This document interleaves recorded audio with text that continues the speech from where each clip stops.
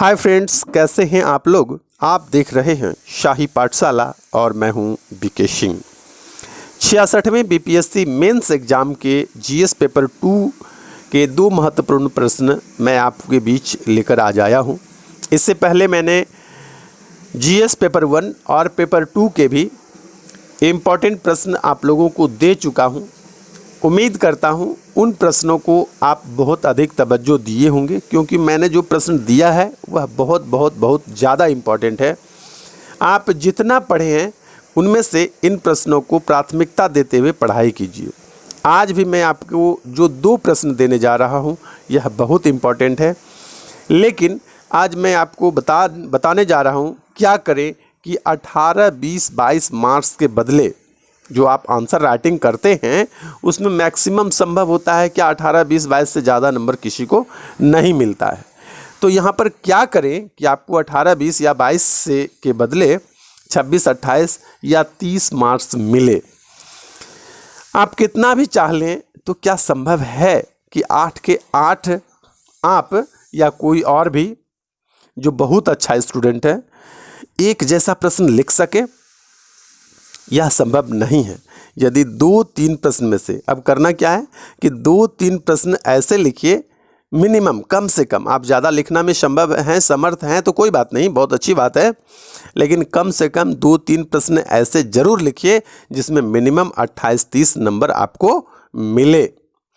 निश्चित रूप से इस 2-3 प्रश्न में 80 मार्क्स के करीब आप प्राप्त कर सकेंगे। और शेष बचे 5-6 प्रश्न जो है यह थोड़ा डैमेज भी होता है।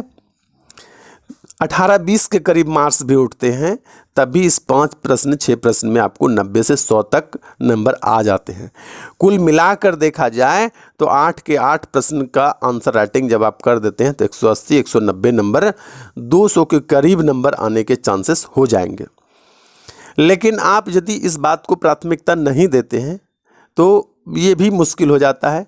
जनरली मैक्सिमम स्टूडेंट को देखा जाता है कि 150 के अंदर ही रहता है, क्योंकि वो इस बात को तवज्जो नहीं देते कि कौन सा मैं प्रश्न पर बहुत अच्छी पकड़ है जिसको मैं 28-30 या थोड़ा 1-2 नंबर और प्लस करने के जुगाड़ में मैं इसको पहले लिखूं। तो ये बहुत इम्पॉर्टेंट है। और यदि आपकी क्षमता, आपके लिखने की क्षमता इस कदर हो कि आप 5 प्रश्न बहुत अच्छा लिख सकें तो कुल मिलाकर आपको 200 प्लस नंबर जो है, मार्क्स जो है मिल सकते हैं। तो प्रिपरेशन की स्ट्रैटेजी बहुत मायने रखता है। कोचिंग सब जाता है, नोट्स सभी बनाते हैं, टेस्ट सीरीज सभी ज्वाइन करते हैं, आंसर राइटिंग घर में बैठकर, होम रूम पर बैठकर सभी करते हैं, याद भी सभी करते हैं। फिर भी क्वालिफाई करने वाले और क्वालिफाई नहीं करने वाले के बीच रास्ता यहीं से अलग अलग हो जाता है। कैसे? वो ऐसे कि आंसर राइटिंग का प्रेजेंटेशन जो है, वैसा आंसर राइटिंग का प्रेजेंटेशन जो है वह कितना सुंदर है ये मायने रखता है। मैंने आप लोगों से पिछले वीडियो में रिक्वेस्ट किया था कि आप अपना लिखा हुआ आंसर लिखा हुआ मेरे टेलीग्राम पर पोस्ट कीजिए। मैं चेक करके आपको बताऊंगा कि आपके आंसर राइटिंग कैसी है। आपको अलग अलग शिक्षकों से ये रिव्यू लेते रहना चाहिए कि आपके आंसर राइटिंग पर कितना मैक्सिमम मार्क्स मिलता है। मैंने कहा था कि इसके लिए आपको अलग से लिखने की कोई ज़रूरत नहीं। आप जो लिखते हैं, प्रत्येक दिन लिखते हैं, वही मेरे टेलीग्राम पर सेंड कर दीजिए।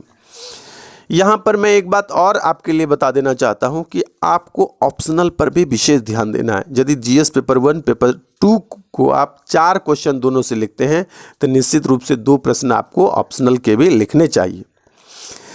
आइए कुछ और मैं आपको टिप्स दे दूँ।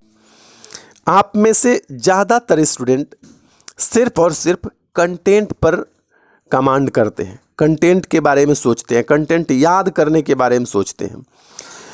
बहुत कम स्टूडेंट है जो कंटेंट के प्रेजेंटेशन पर भी गौर करते हैं, कंटेंट के प्रेजेंटेशन को भी तवज्जो देते हैं। प्रेजेंटेशन पर बिल्कुल भी ध्यान नहीं देते हैं, ऐसे भी स्टूडेंट बहुत सारे हैं।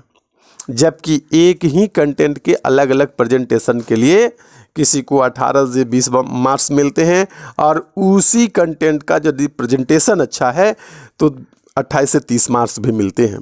यदि सिर्फ और सिर्फ प्रेजेंटेशन ठीक कर लिया जाए तो प्रत्येक प्रश्न पर 4-5 मार्क्स आपको ज़्यादा मिलेंगे, इस बात की मैं गारंटी दे सकता हूँ। तो क्या क्या करना चाहिए, मैं 2-3 बातें प्रधान जो मुख्य है शुरुआती है उसको ज़रूर ध्यान दीजिए, कुछ भी कीजिए।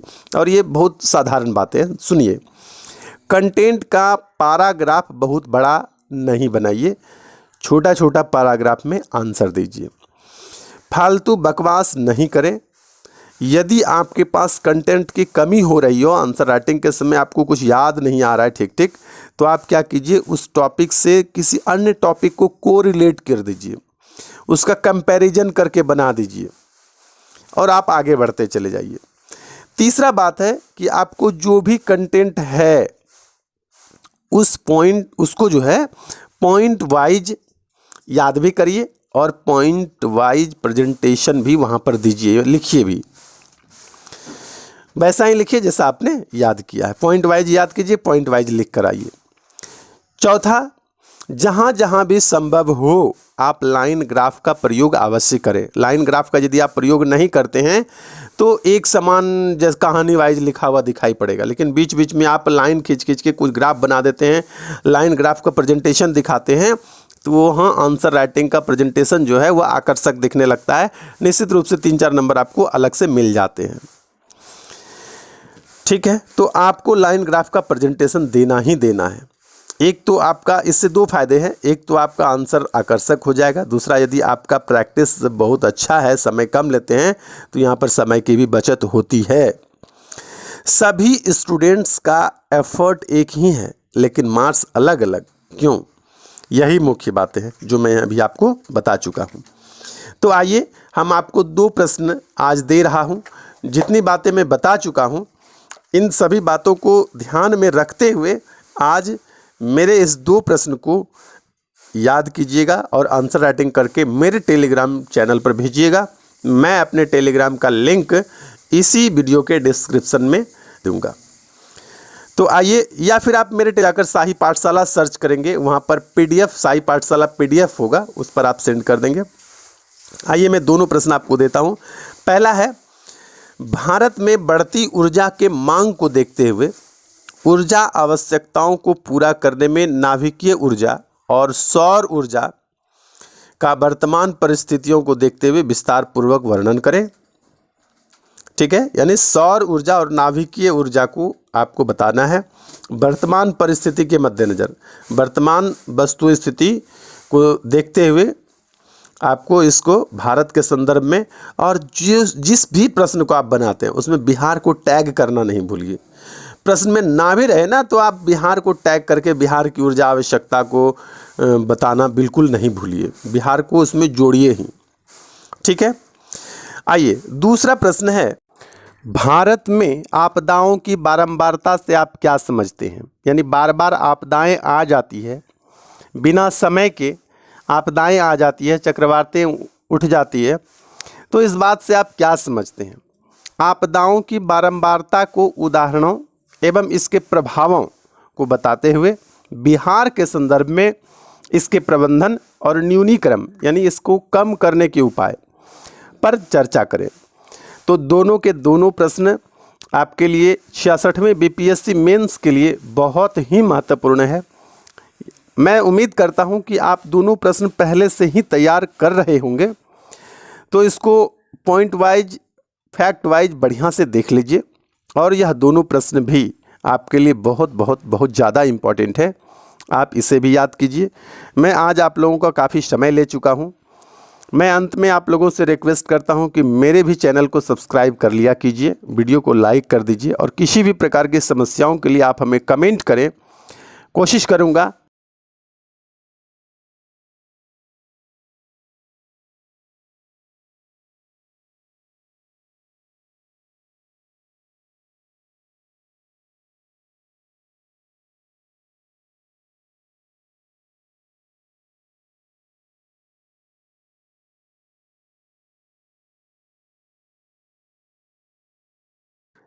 कि मैं आपका उत्तर सरल शब्दों में दे सकूं।